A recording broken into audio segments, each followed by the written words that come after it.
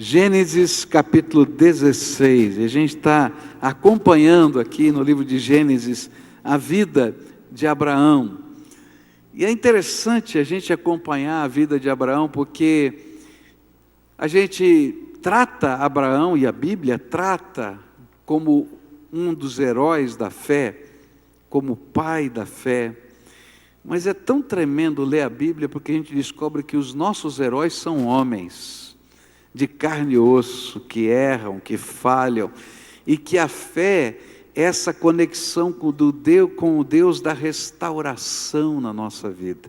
A gente viu a semana passada o capítulo 15, quando ele tem uma visão de Deus, coisa tremenda, e Deus vai tratar os medos, as dificuldades do seu coração, e ele sai dali andando nas nuvens. E agora a gente vai ver um Abraão andando na terra, e fazendo bobagem, tendo problemas, tendo dificuldade, e precisando ser tratado outra vez por Deus. A Bíblia diz assim em Gênesis 16, a partir do verso 1. Sarai, a mulher de Abraão, ou de Abrão, não lhe tinha dado filhos, e ela possuía uma escrava egípcia que se chamava Agar. E um dia Sarai disse a Abraão: já que o Senhor Deus não me deixa ter filhos, tenha relações com a minha escrava, talvez assim por meio dela eu possa ter filhos. E Abraão concordou com o plano de Sarai.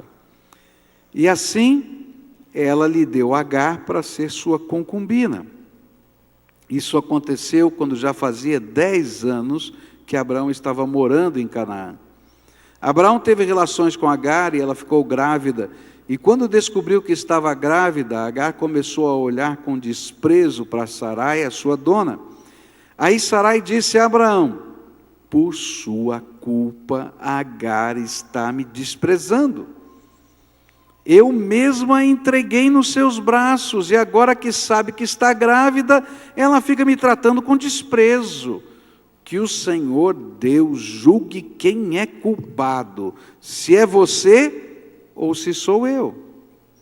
E Abraão respondeu: está bem, Agar é sua escrava, você manda nela, faça com ela o que quiser. E aí Sarai começou a maltratá-la tanto que ela fugiu. Mas o anjo do Senhor a encontrou no deserto, perto de uma fonte que fica no caminho de Sur, e perguntou: Agar, escrava de Sarai, de onde você vem e para onde está indo? E estou fugindo da minha dona, respondeu ela. E então o anjo do Senhor deu a seguinte ordem: volte para sua dona e seja obediente a ela em tudo. E o anjo do Senhor disse também: eu farei com que o número dos seus descendentes seja grande, e eles serão tantos que ninguém pode contá-los. Você está grávida e terá um filho, e porá nele o nome de Ismael, pois o Senhor Deus ouviu o seu grito de aflição. Esse filho será como um jumento selvagem, ele lutará contra todos, e todos lutarão contra ele, e ele viverá longe de todos os seus parentes. E então Agar deu ao Senhor este nome, o Deus que vê. Isso porque ele havia falado com ela, e ela havia perguntado a si mesma: será verdade que eu vi aquele que me vê?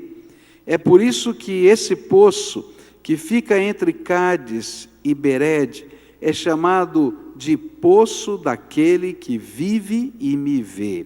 Agar deu um filho a Abraão, e ele pôs no menino o nome de Ismael, e Abraão tinha 86 anos quando Ismael nasceu. Que coisa tremenda!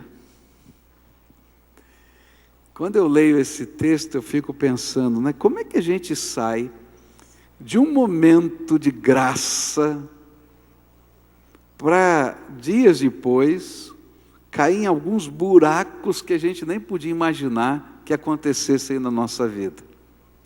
E é exatamente isso que está acontecendo aqui.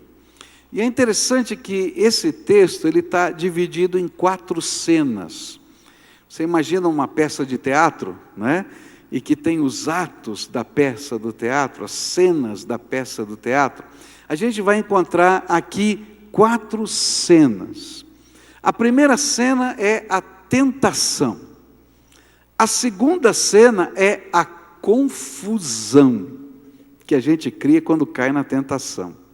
A terceira cena é a restauração. É quando Deus trabalha com aquele que caiu, que quebrou, que se machucou, e aí a graça de Deus vai buscar e restaurar. E a última cena é a revelação. Quem é o Deus que está trabalhando na nossa vida? Eu queria começar a olhar para esse texto, olhando para a primeira cena agora, a cena da tentação. E a tentação está descrita nos primeiros 4 versículos. Olha só. Sarai, mulher de Abrão, não lhe tinha dado filhos. Ela possuía uma escrava egípcia que se chamava Agar. E um dia Sarai disse a Abraão: já que o Senhor Deus não me deixa ter filhos, tenha relações com a minha escrava, e talvez assim por meio dela eu possa ter filhos. Abraão concordou com o plano de Sarai, e assim ela lhe deu Agar para ser sua concubina.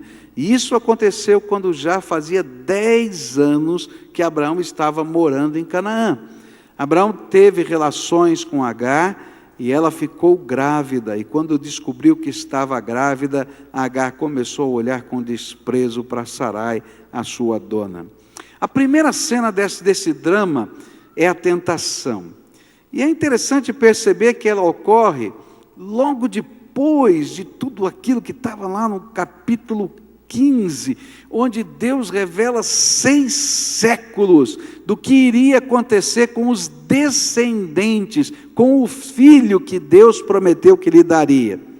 Mas é no meio de tudo isso que ele é tentado a colocar de lado a sua fé.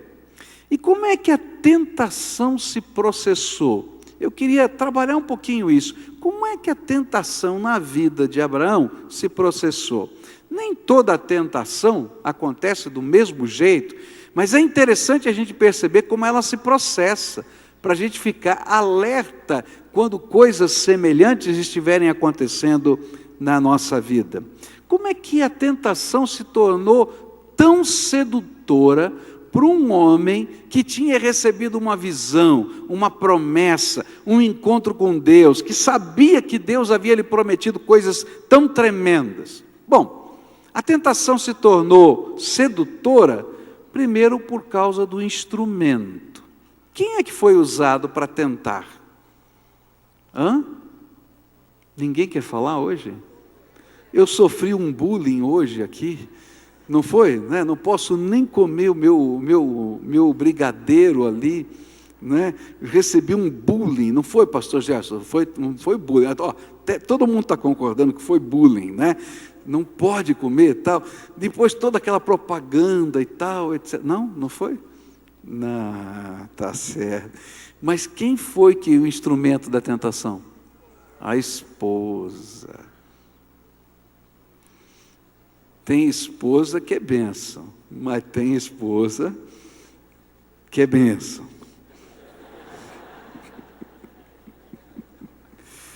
O que estava acontecendo? É importante a gente entender isso. Sarai estava pressionada, ela estava pressionada pela dor de não poder ter filhos. Numa sociedade que entendia que a família que não possuía filhos era amaldiçoada por Deus. Então você pode imaginar você viver tentando ter filhos ao longo de muitos anos de vida e casamento, não é? Esperando chegar essa criança, e todo mundo conversando ali em volta: não, essa mulher é amaldiçoada por Deus, essa família é amaldiçoada por Deus.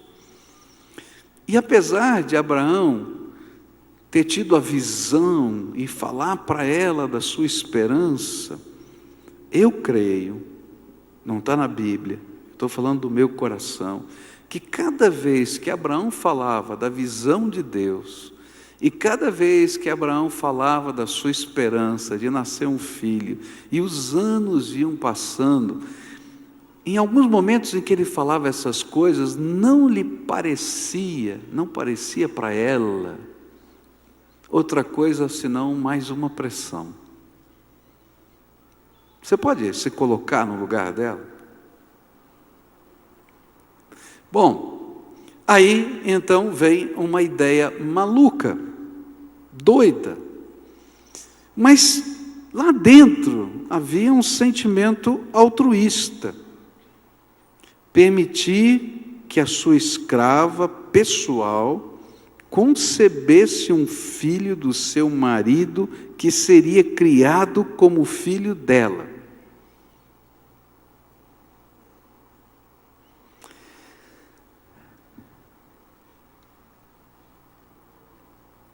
E o fato dela ter sido a mentora da ideia tornou-se uma tentação sedutora. Porque do outro lado, tá? Eu penso que Abraão caiu na conversa mole. Homem é burro, que eu vou te falar.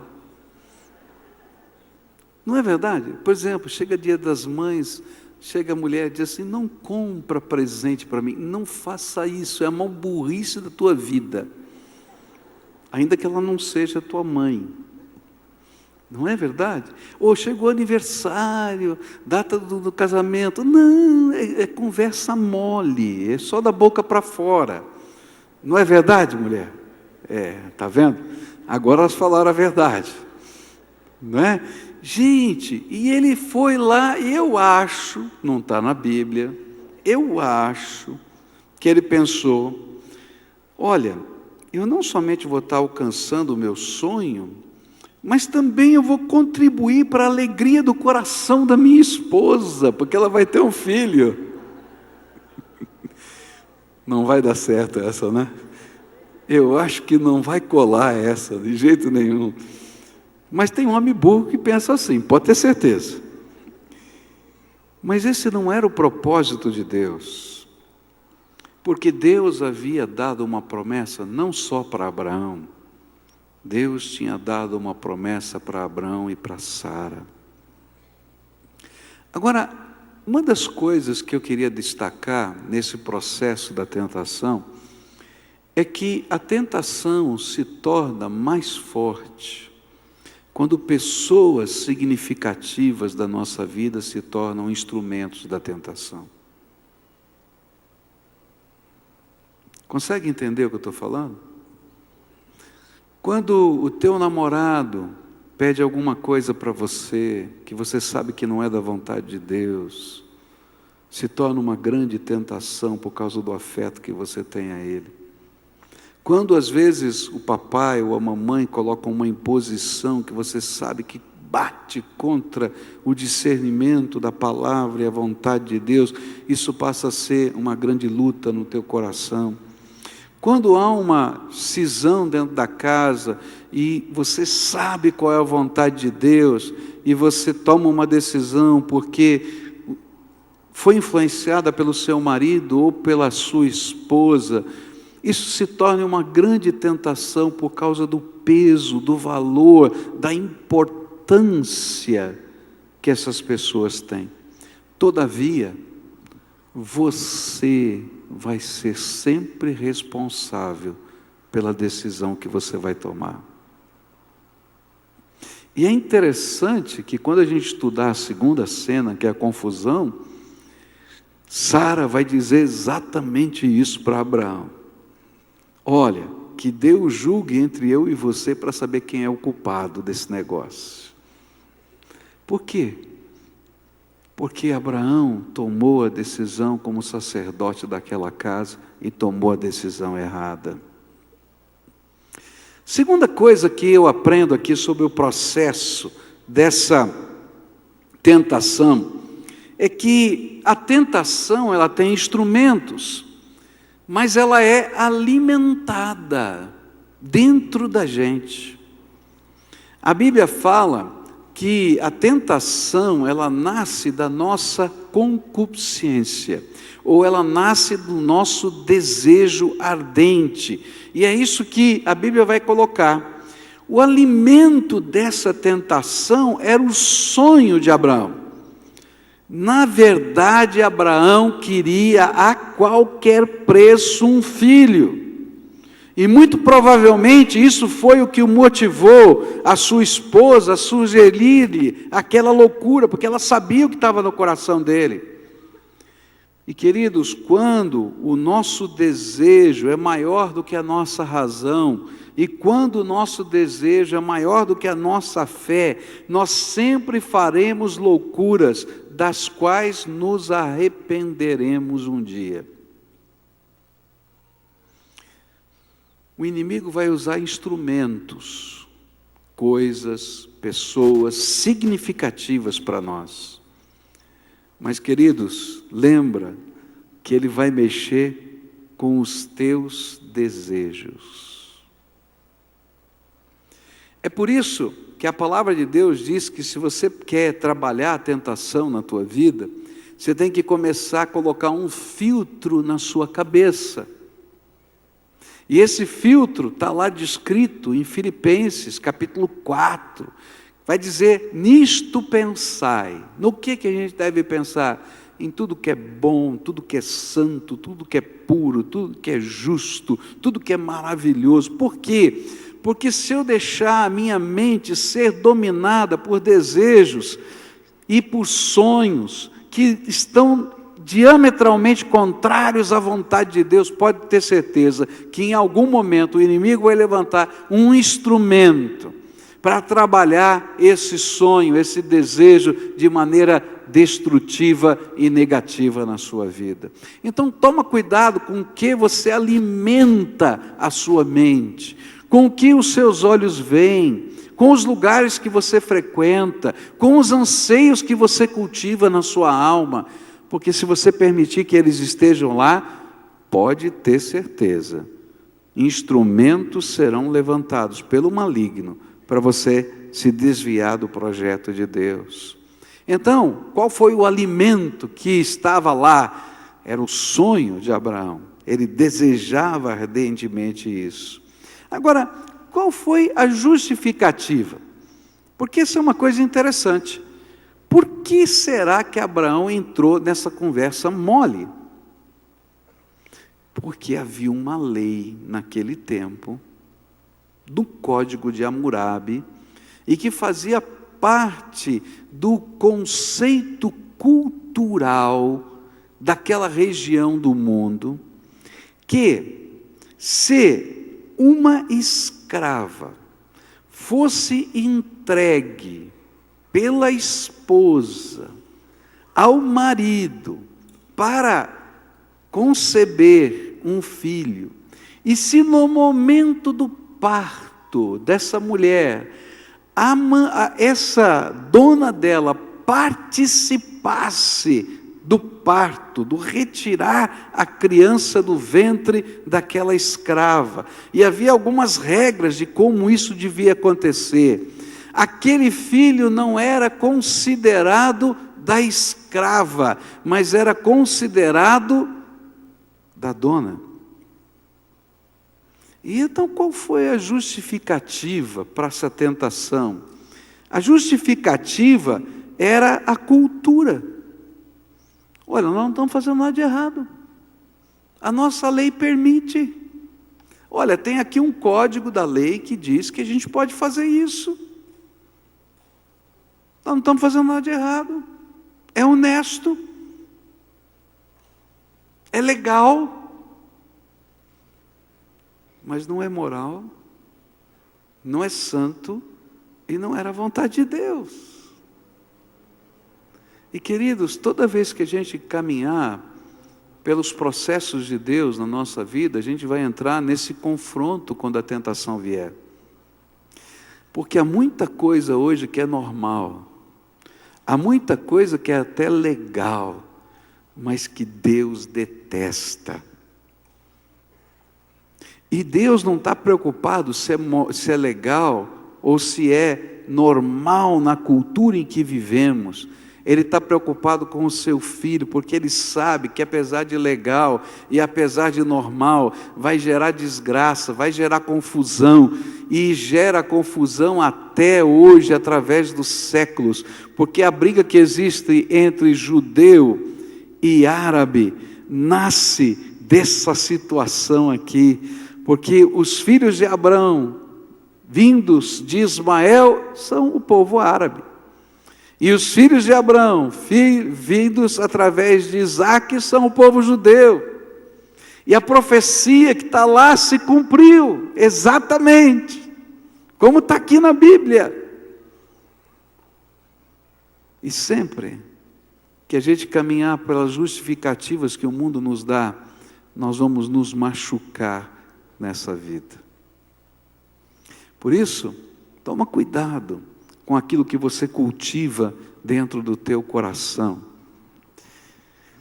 A última coisa que eu aprendo aqui é que se o instrumento foi a esposa, se o alimento foi o sonho, se a justificativa foi a cultura, não interessa. Porque a atitude de Abraão foi uma ofensa ao Deus que tinha planos maiores que os jeitinhos humanos que a gente possa dar diante das situações da vida. Não importam quais sejam os argumentos da nossa tentação, sair da vontade de Deus é confusão, é desgraça, é sofrimento e não vale a pena. Agora, sabe o que é que me chama a atenção? É que não são os perdidos pecadores nas sarjetas das ruas da cidade os únicos que caem na tentação. E eu vou dizer uma coisa muito séria para você. Você é um pecador. Você é. Eu sou, Abraão foi. E Deus está lidando com estas coisas do nosso coração todo dia. E Ele deixou isso aqui na Bíblia para a gente poder entender que quem sofre a tentação sou eu, é você. Que os instrumentos estão batendo na minha porta. Que os alimentos dessa tentação estão na minha mente, na minha alma. Está entendendo? Esse processo está acontecendo na minha vida. E o que Deus deseja de nós hoje? Primeiro, é que se você já caiu em alguma dessas tentações, e quem sabe hoje você já está caído, é tempo de buscar a restauração de Deus na tua vida. Agora, se você não caiu, abre os teus olhos, porque o perdão de Deus é tremendo, Ele vai atrás da gente, mas as consequências da nossa fraqueza e do nosso pecado nos acompanham pela vida. Jesus vem aqui hoje e te lava, te purifica. Ele até junta os caquinhos, mas as consequências, as marcas, as cicatrizes, as dores, os preços, você vai pagar. A família de Abraão nunca mais foi a mesma. As guerras que aconteceram no futuro vieram por causa disso. As dores que ele teve que enfrentar na sua própria vida vieram por causa disso. O perdão de Deus veio, a graça de Jesus veio, o poder do Senhor veio, como vem sobre a nossa vida, mas eu vou ter que lidar com as consequências do meu pecado. Não tem jeito. E por que o Senhor trabalha para que a gente não caia na tentação? É porque Ele te ama e Ele sabe que vai doer, que vai machucar. Se você caiu e está machucado, a graça de Deus vai vir, como esse texto vai mostrar, o anjo do Senhor vem, busca, levanta, restaura. Mas você vai ter que viver com aquelas marcas. Perdão de Deus vem, mas o perdão de Deus não retira as consequências. Alguns meses atrás, tinha uma moça aqui de um outro estado, ela estava numa angústia muito grande. Ela frequentou essa igreja muitos anos atrás, e agora ela estava aqui. E ela chegou e disse: pastor, eu fiz tudo errado na minha vida. E começou a dizer isso, aquilo outro, um monte de coisa errada. E aí ela disse: eu sei que eu preciso me restaurar com Deus, eu sei que eu preciso de transformação na minha vida, mas será que tem um jeito de eu não ter que enfrentar a confusão que eu arrumei? Tem jeito? Não. A gente vai ter que encarar as pessoas que a gente magoou. E sabe o que é que dói? É quando a gente vê a dor no coração das pessoas que a gente magoou. E a gente não pode fazer nada. O que a gente pode fazer? A gente vai pedir desculpas. Mas a desculpa, o pedido de desculpa não vai no buraco do coração e tampa aquele buraco.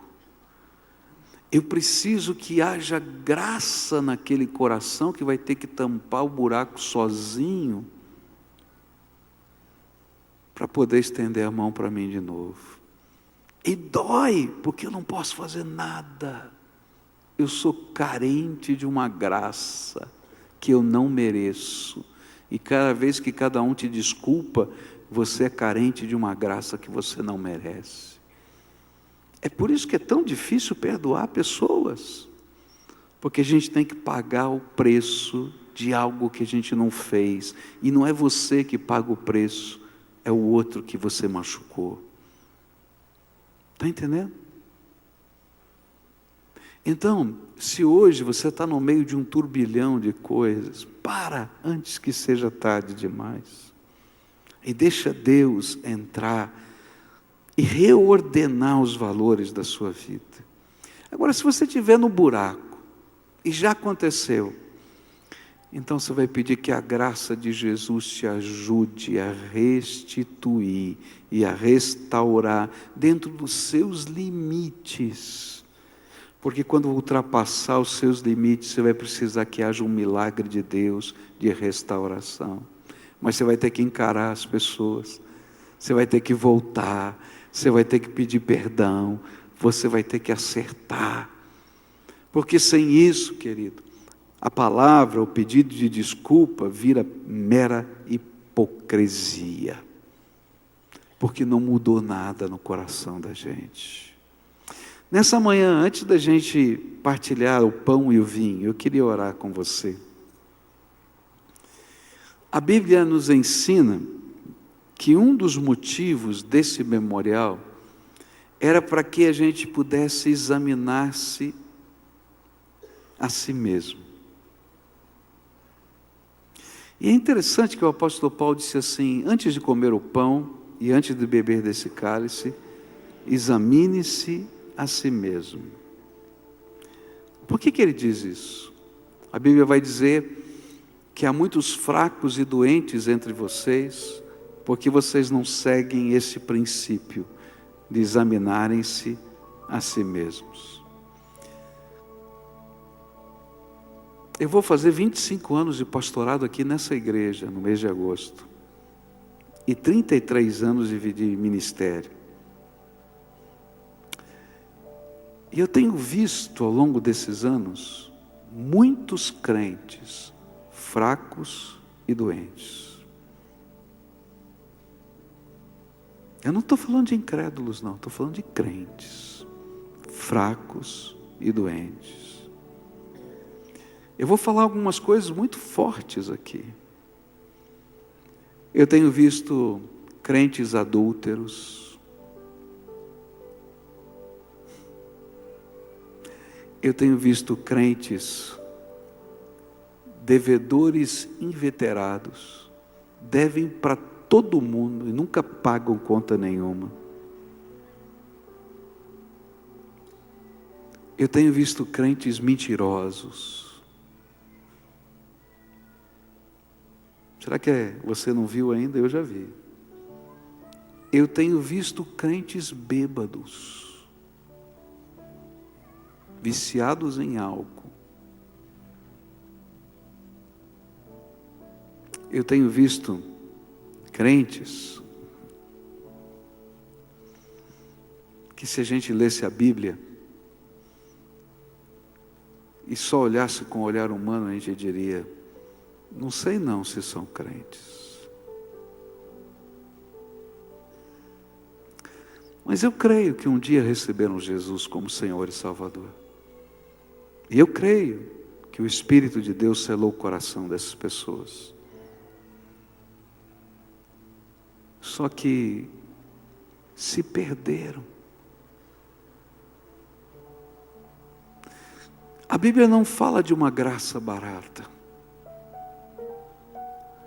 A graça de Deus teve um preço caríssimo. Jesus morreu na cruz do Calvário para que os seus pecados fossem perdoados. O Espírito Santo foi colocado no seu coração e o seu coração precisa ser o templo dele. Precisa ser o templo dele. Alguns têm um templo sujo.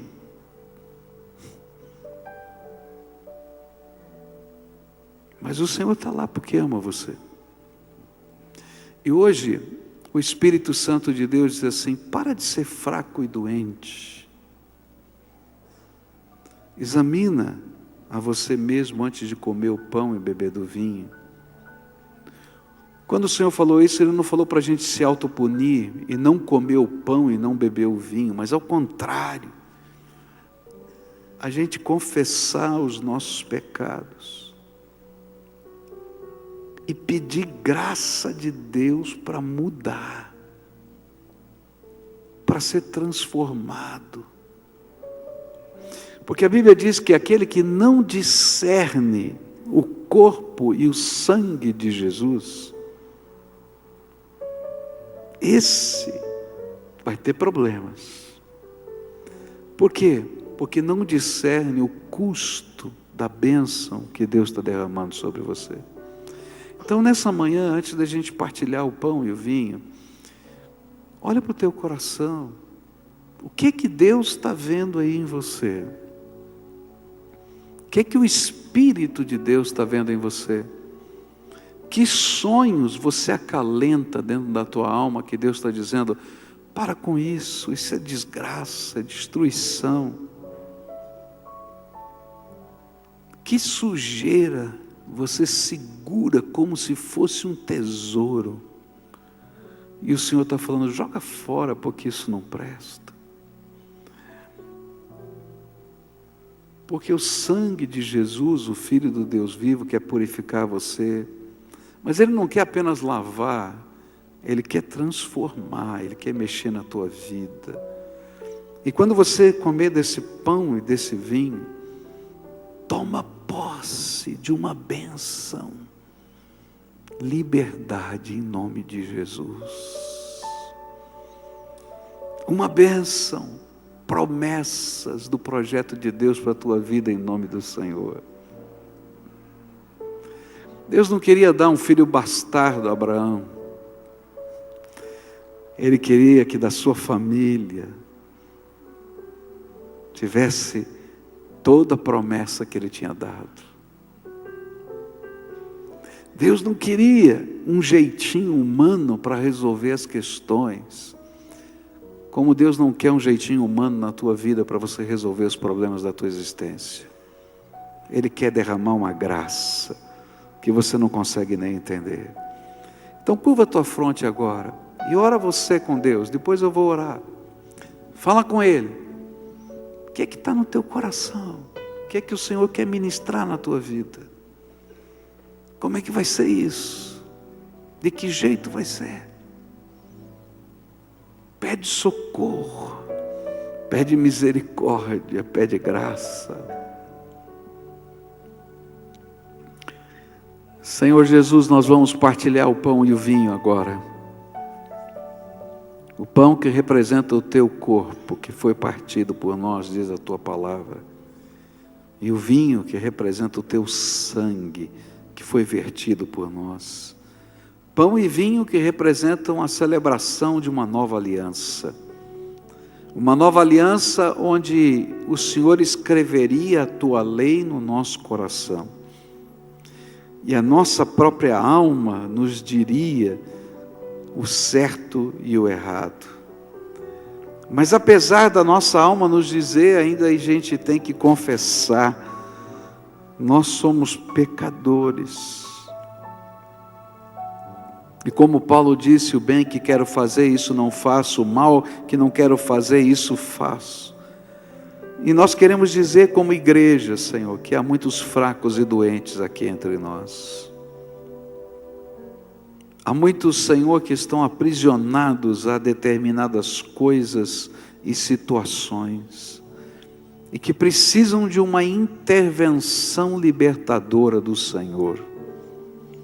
Muitos, Senhor, um dia ouviram a palavra da verdade, receberam Jesus como Senhor e Salvador, mas colocaram o Senhor num cantinho da vida e permitiram que outras coisas fossem tomando o lugar do Senhor, outros sonhos fossem tomando o sonho da tua bênção na nossa vida.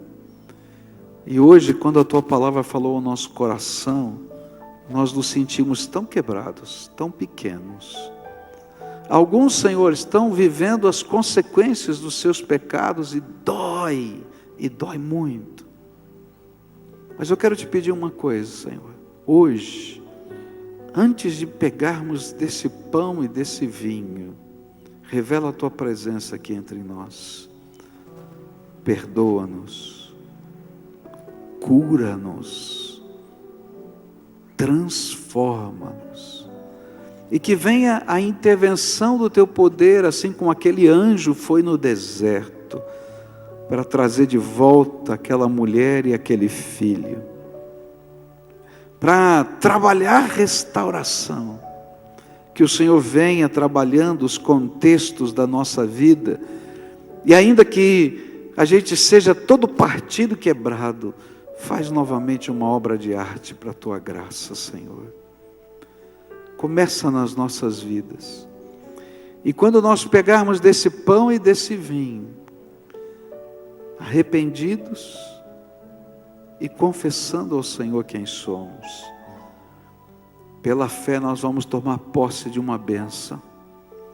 A bênção da salvação, a bênção do perdão, a bênção da transformação, a bênção de uma nova mentalidade, que coloca o sonho do Senhor acima dos nossos sonhos, e o cumprimento da tua vontade acima da nossa própria vontade. Faz conosco isso, e só o teu Espírito pode fazer.